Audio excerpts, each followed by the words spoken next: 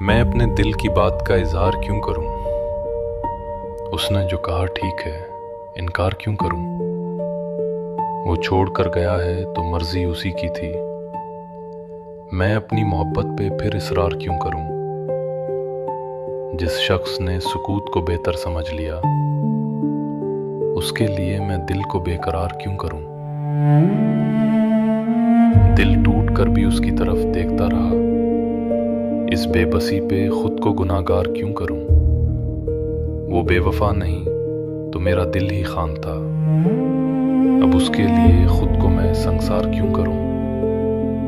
میں اب کسی کی ذات پہ مرتا نہیں عبید، مجھ پہ اگر لازم نہیں تو پیار کیوں کروں؟